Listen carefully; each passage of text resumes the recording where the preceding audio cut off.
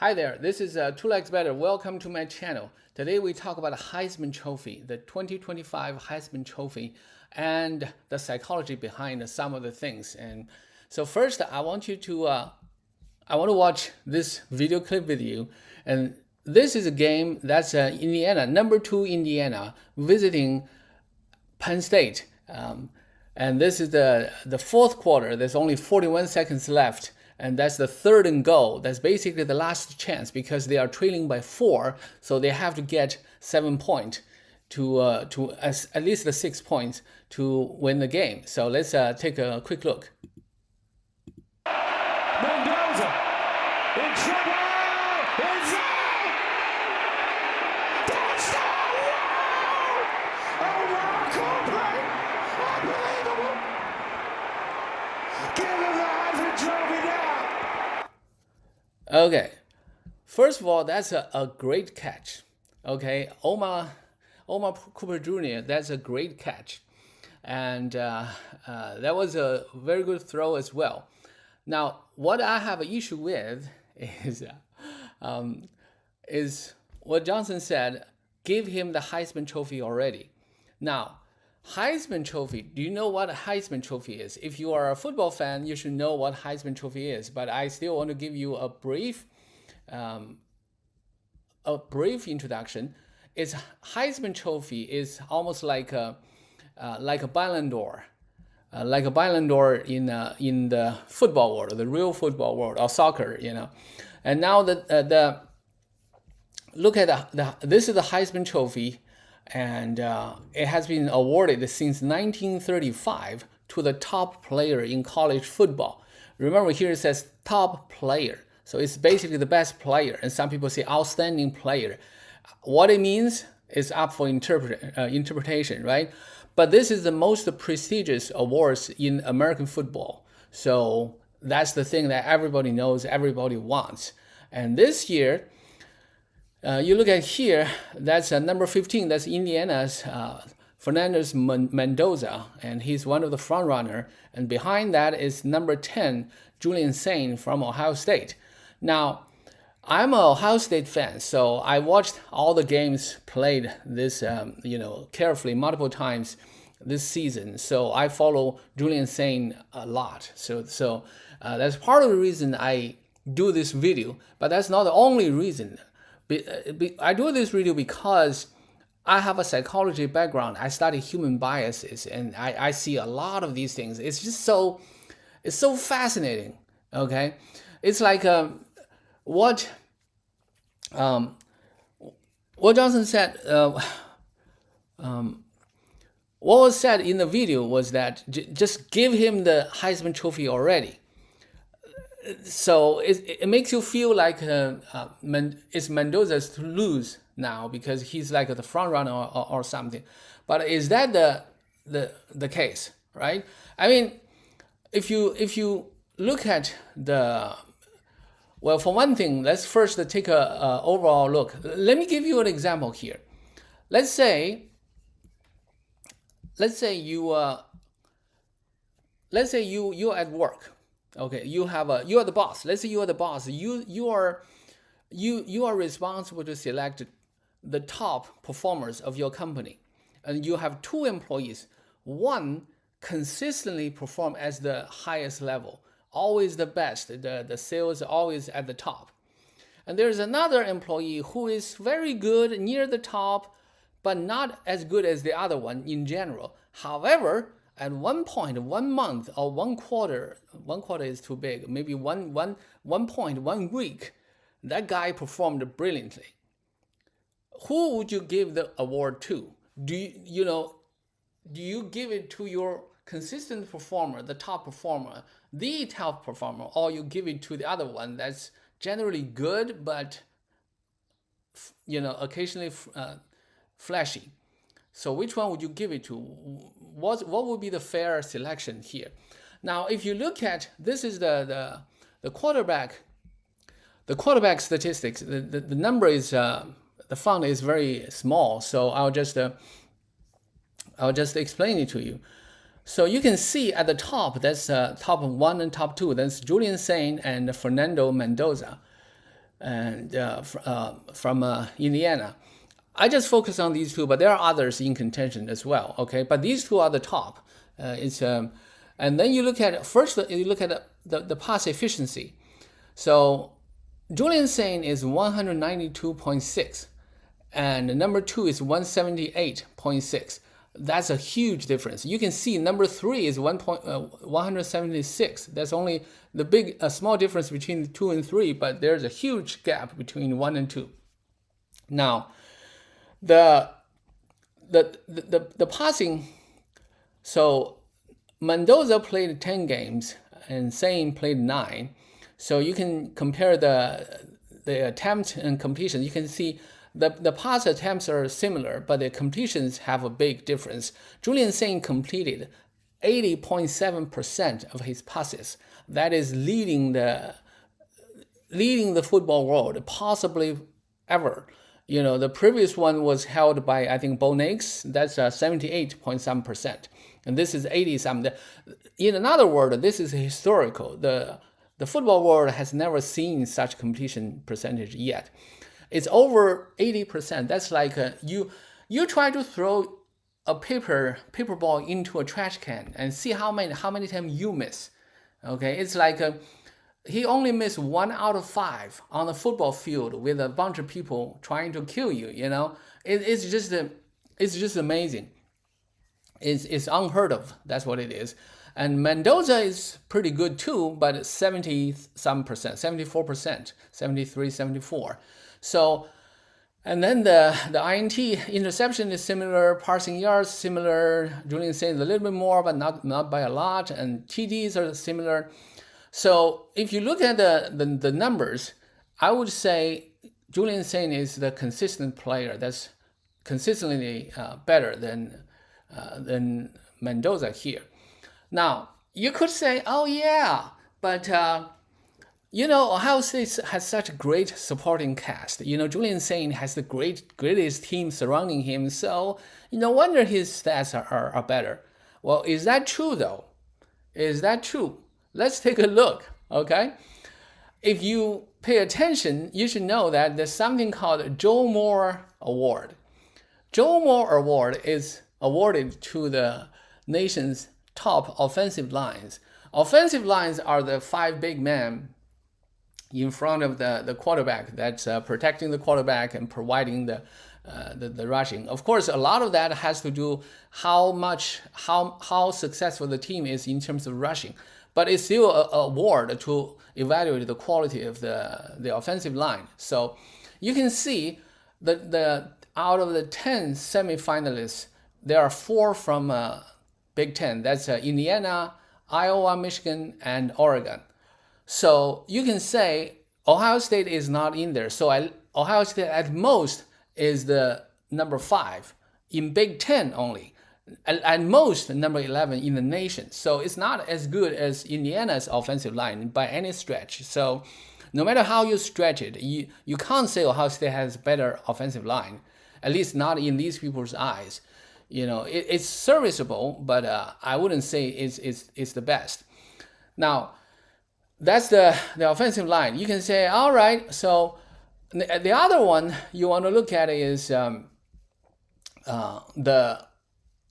rushing. The rushing is where's the rushing?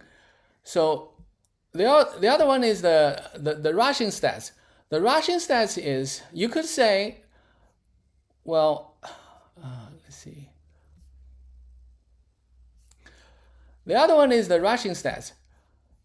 Teams that rushes more, that release the pressure from the quarterback a lot. So a lot of people say that the running game is the quarterback's best friend, right? So let's compare the rushing, all right? So Indiana is, where is Indiana? Indiana is number 9 in the country in terms of rushing offense. That's 231.9 yards per game and 5.57 yards per rush. So they are very good in rushing. That's top 10 rushing attack in the whole country. Where is Ohio State? Ohio State is I think it's 68. Yeah, 68 is 100 yards less per game and 1 yard less per rush. So you can, if you compare that, Indiana has the better offensive line, has the better rushing game. So that actually makes the passing should be better. Now you could say, all right, Ohio State has the best player in Jeremiah Smith, and now Carnell Tate could be even, well, maybe not better, but at least the same. So they have the best targets. Well, so do Indiana.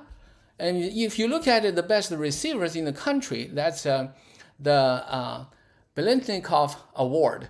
So this is the watch list from earlier in the year.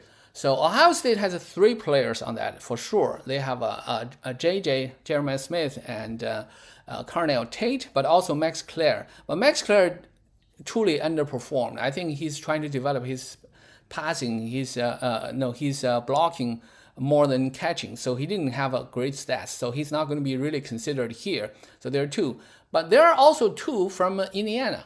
You have Surratt, you have Omar Cooper Jr. So there are 2 there. So, and besides, if you're an Indiana fan, you probably would say, we have just as good. Our receivers are just as good. Yeah.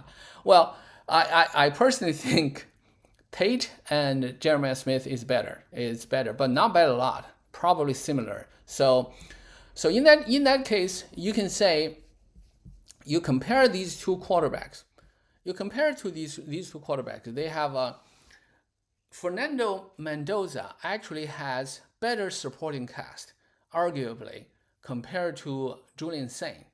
Okay, but the thing about this is this. So, and yet still somehow after this just one pass, one catch, and Mendoza is considered like the front runner already. Now let's look at that catch. Let's look at that catch again. I want you to hear what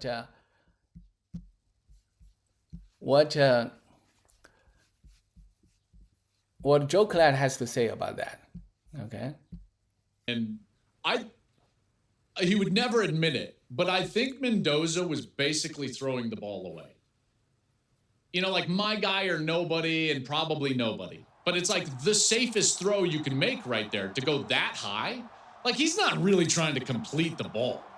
If you I've played the position, when you go that high, he's not like, oh yeah, Omar can make that catch, because it's like you have no idea. He would never admit that, but I think Mendoza was trying to throw it away. I think you're right on both counts.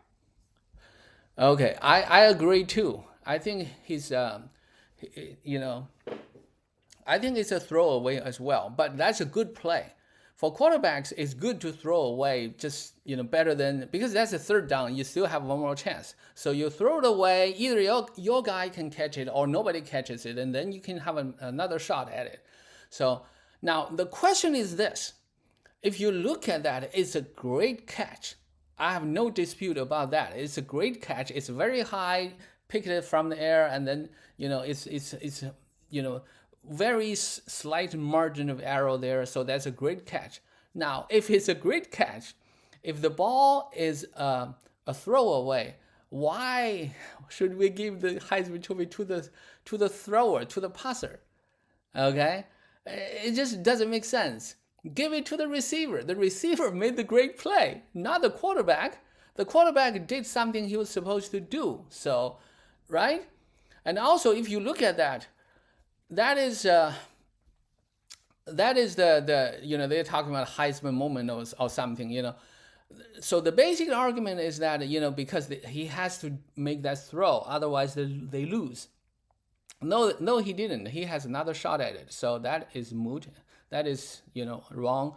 But also, in that drive alone, he passed for 8 times. Do you know how incompletions he had? He had 3 incompletions. Now that's against the Penn State. And 1 week before this game, against the same team, you know how many incompletions Julian Sayin throw? Julian Sayin threw 3 completions for the whole game against Penn State. Okay, so it's just amazing. a lot of people say, oh, that's a Heisman moment because the whole team is depending on you. That's a pressure situation. It is not Julian Sayin's fault that, they just dominated every team. The defense is just great. The Ohio State defense is great this year. So, but does it mean he's less? I don't know. Anyway, it's but this is a human nature. When you talk about a psychology, humans, we live in the moment. We are notorious for that. We can't really see the future and the past, and the whole picture thing is really, really difficult. This is why the one of the reasons the ranking evaluations they are very difficult, because we forgot about what happened last month. Literally, you think about it. Do you remember last month what happened on the football field? Even if you are a big football fan, do you remember? No, not many people remember. A lot of people say, "Oh yeah, Alabama is great." But did you see their game against Florida State? They sucked. Florida State is a terrible team and it dominated them. But now, oh yeah, no, you just watched last week. They did good last week. So that's our human nature. So we are myopic. We just focus on the current. So, and that is really unfortunate. It's not fair either. But that is just human nature. You have to be aware of that. I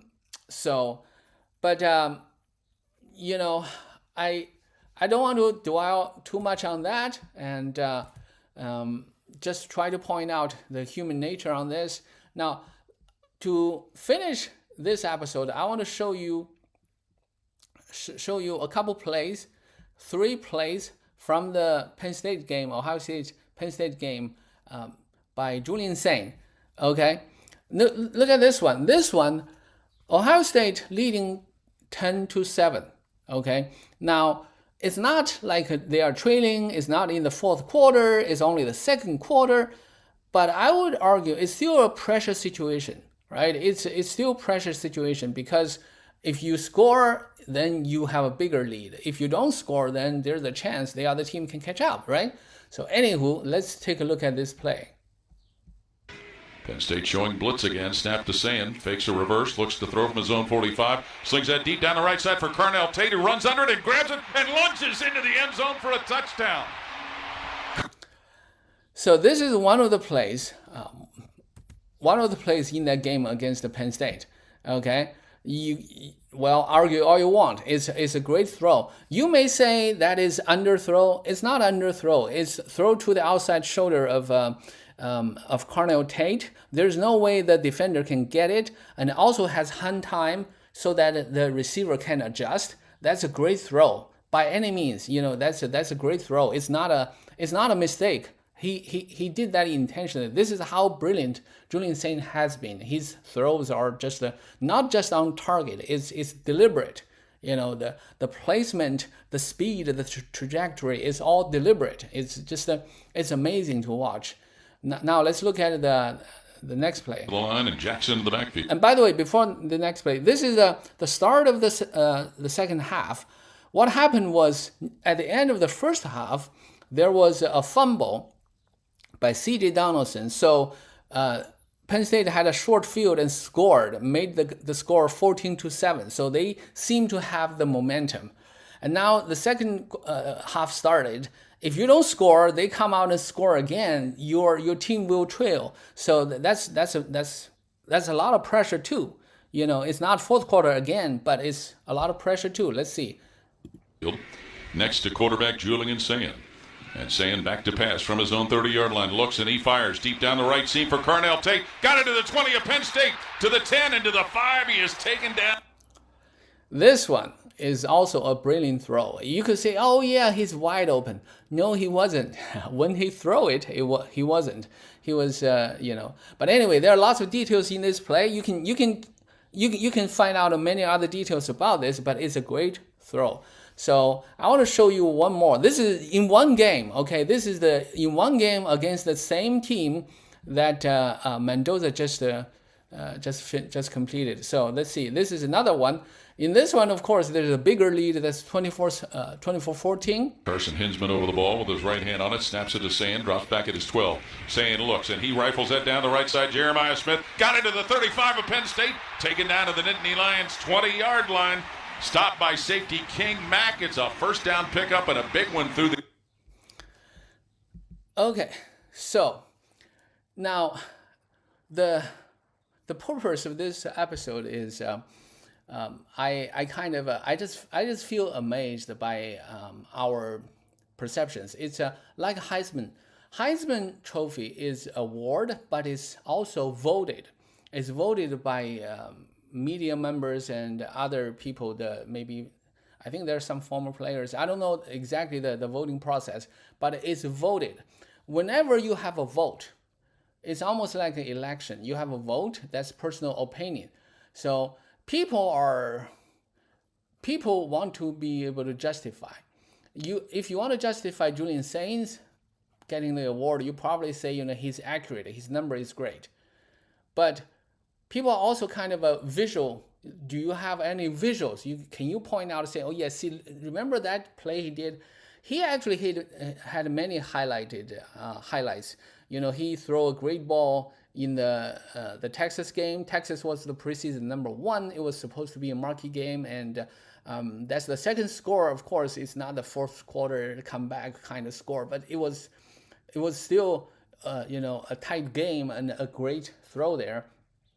And after that, in almost every game, he would have at least one highlight throw there, and some of them are just brilliant. It's just but would a voter be able to remember that when they start to cast a vote? And another point I want to make is the role in this process how the media makes. Now all the medias are talking about the Heisman moment, the catch. That's a great catch, but it's not for the quarterback. If it's a great catch, give the Heisman to the catcher, to the receiver, not the quarterback, right? Why should we give it to the quarterback? It's not like the quarterback just jump out of the pocket, dodge 100 tackles, and then just rush into the end zone, jump over guys and do a dance, twirl 360 degrees in the air or something, and then a Superman play. It's not like that. He just throw it somewhere in the end zone, and then the receiver just caught it.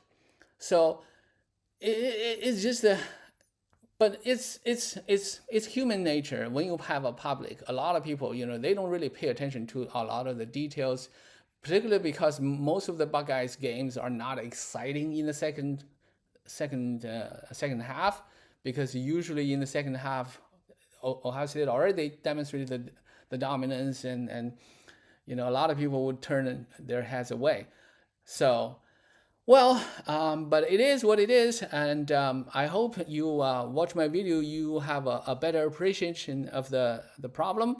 But anyway, as a Buckeye fan, I hope that Julian Sayin can gain enough goodwill from the voters. The voters can be more objective, and hopefully he can get it.